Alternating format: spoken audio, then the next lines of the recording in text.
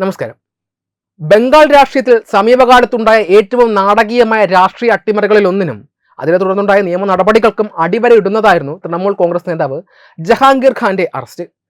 പശ്ചിമ ബംഗാൾ നിയമസഭാ തെരഞ്ഞെടുപ്പിലും അതിനുശേഷം ഫാൽട്ട മണ്ഡലത്തിൽ നടന്ന പുനർ വോട്ടെടുപ്പിലും രാഷ്ട്രീയ വിവാദങ്ങളുടെ കേന്ദ്ര ബിന്ദുവായിരുന്നു ജഹാംഗീർ ഖാനെ. ദിവസങ്ങൾ നീണ്ട തെരച്ചിലിനൊടുവിലാണ് ബംഗാൾ പോലീസിന്റെ പ്രത്യേക അന്വേഷണ സംഘം നേപ്പാൾ അതിർത്തിയിൽ വെച്ച് ഇപ്പോൾ പിടികൂടിയിരിക്കുന്നത്.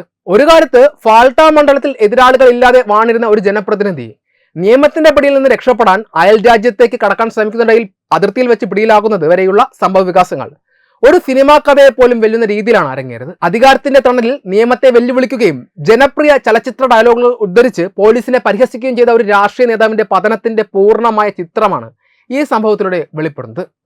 ഫാൽട്ട നിയമസഭാ മണ്ഡലത്തിലെ തൃണമൂൽ കോൺഗ്രസിന്റെ ഔദ്യോഗിക സ്ഥാനാർത്ഥിയായിരുന്നു ജഹാംഗീർ. ഇയാൾക്കെതിരെ 2019 മുതൽ രജിസ്റ്റർ ചെയ്യപ്പെട്ട നിരവധി ക്രിമിനൽ കേസുകൾ നിലവിലുണ്ട്.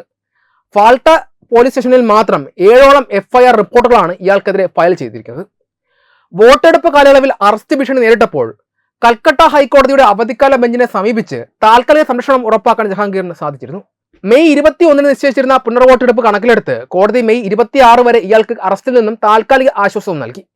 തനിക്കെതിരെ പോലീസ് രാഷ്ട്രീയ പ്രേരിതമായി തുടർച്ചയായി കേസുകൾ ചുമത്തുകയാണ് എന്നായിരുന്നു ജഹാംഗീറിന്റെ വാദം. എന്നാൽ മെയ് 26 ഈ സംരക്ഷണ കാലാവധി അവസാനിക്കുകയും അത് നീട്ടി നൽകുവാൻ ഹൈക്കോടതി വിസമ്മതിക്കുകയും ചെയ്തതോടെയാണ് പോലീസിന് മുന്നിലെ നിയമപരമായ തടസ്സങ്ങൾ നീങ്ങിയത്. കോടതി ഉത്തരവ് തിരിച്ചടിയാണെന്ന് മനസ്സിലാക്കിയ ജഹാംഗീർ ഖാൻ പൊതുവേദികളിൽ നിന്നും ഒടുവിൽ അപ്രത്യക്ഷനാവുകയായിരുന്നു. ഈ തെരഞ്ഞെടുപ്പ് കാലത്ത് ബംഗാൾ രാഷ്ട്രീയത്തിൽ ഏറ്റവും കൂടുതൽ ചർച്ച ചെയ്യപ്പെട്ട ഒന്നായിരുന്നു ജഹാംഗീർ ഖാന്റെ പുഷ്പ പരാമർശം.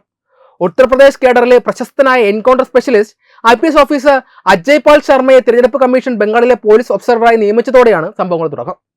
സിനിമാ ലോകത്തെ പ്രശസ്തമായ സിംഗം കഥാപാത്രത്തോട് ഉപമിക്കപ്പെട്ട അജയ് പാൽ ശർമ്മയുടെ നേതൃത്വത്തിൽ തെരഞ്ഞെടുപ്പിന് തൊട്ടു മുൻപ് ജഹാംഗീർ ഖാന്റെ വസതിയിൽ കേന്ദ്രസേനയും പോലീസും സംയുക്തമായി കനത്ത റെയ്ഡ് നടത്തിയിരുന്നു. ഈ നടപടിയിൽ പ്രകോപിതനായ ജഹാംഗീർ ഖാൻ പോലീസ് ഓഫീസർ സിംഗമാണെങ്കിൽ താൻ പുഷ്പ ആണെന്നും തെരഞ്ഞെടുപ്പ് കമ്മീഷന്റെ നിലപാടുകൾക്ക് മുന്നിൽ ഒരിക്കലും തലകുനിക്കില്ലെന്നും പരസ്യമായി പ്രഖ്യാപിച്ചു. ഇയാളുടെ തുടങ്ങില്ല തലകുനിക്കില്ല എന്ന ഡയലോഗ് വലിയ രീതിയിലാണ് മാധ്യമങ്ങളിലും രാഷ്ട്രീയ വേദിയിലും തരംഗമായി മാറിയത്. എന്നാൽ ഈ വെല്ലുവിളികൾക്ക് തക്കതായ മറുപടിയുമായി BJP രംഗത്ത് വന്നതോടെ ഫാൽട്ടയിലെ രാഷ്ട്രീയ പോരാട്ടം പുതിയൊരു തലത്തിലേക്ക് മാറി. പശ്ചിമ ബംഗാൾ മുഖ്യമന്ത്രി സുവേന്ദു അധികാരി തന്നെ നേരിട്ട് ജഹാംഗീർ ഖാനെതിരെ രംഗത്ത് വന്നു. വോട്ടെടുപ്പിന് 5 ദിവസം മുൻപ് ഫാൽട്ടയിൽ നടന്ന ഒരു രാഷ്ട്രീയ വിശദീകരണ യോഗത്തിൽ സംസാരിക്കവേ ജഹാംഗീർ ഖാന്റെ പേരെടുത്ത് പറയാതെ അദ്ദേഹം കടുത്ത മുന്നറിയിപ്പ് നൽകി. മേഖലയിലെ ഏറ്റവും കുപ്രസിദ്ധനായ കുറ്റവാളിയായ ഈ സ്വയം പ്രഖ്യാപിത പുഷ്പയെ താൻ വ്യക്തിപരമായി കൈകാര്യം ചെയ്യും എന്നായിരുന്നു മുഖ്യമന്ത്രിയുടെ പ്രഖ്യാപനം.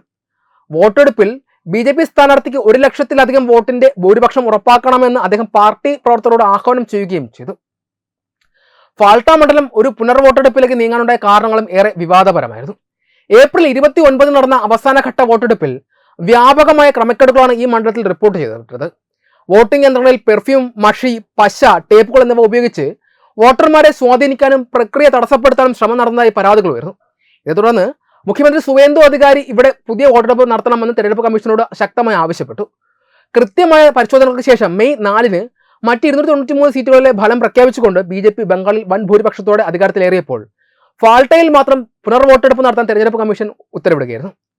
മെയ് 21 നിശ്ചയിച്ച പുനർവോട്ടെടുപ്പിന് വെറും 48 മണിക്കൂറുകൾ മാത്രം ബാക്കിയുള്ളപ്പോഴാണ് രാഷ്ട്രീയ വൃത്തങ്ങളെ ഞെട്ടിച്ചുകൊണ്ട് ജഹാംഗീർ ഖാൻ മത്സര രംഗത്ത് നിന്നും പിന്മാറുന്നതായി പത്രസമ്മേളനത്തിലൂടെ അറിയിക്കുന്നത്.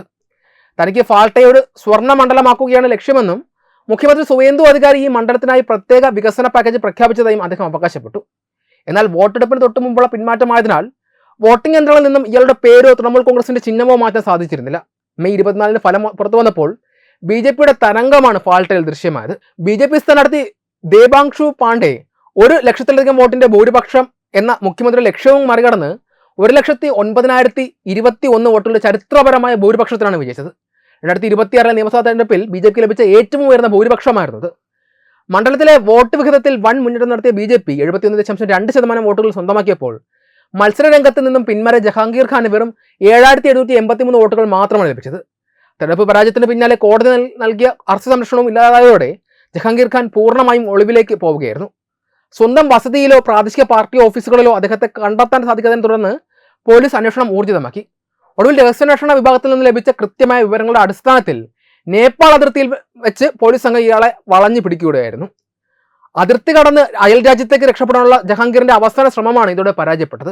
നിയമത്തെ വെല്ലുവിളിക്കുകയും സിനിമാ ഡയലോഗുകൾ കൊണ്ട് ജനങ്ങളെ കബളിപ്പിക്കുകയും ചെയ്യുന്ന രാഷ്ട്രീയ സംസ്കാരത്തിനേറ്റ കനത്ത തിരിച്ചടിയാണ് ഈ അറസ്റ്റും ഫാൾട്ടയിലെ തെരഞ്ഞെടുപ്പ് ഫലവും കാണിക്കുന്നത്. നിയമവ്യവസ്ഥയ്ക്ക് മുന്നിൽ ആരും അതിമാനുഷരല്ല എന്നും ഒടുവിൽ നീതി നടപ്പിലാകുമെന്നും തെളിയിക്കുന്ന ഒന്നായി ബംഗാൾ രാഷ്ട്രീയത്തിലെ ഈ അധ്യായം അവശേഷിക്കുന്നു.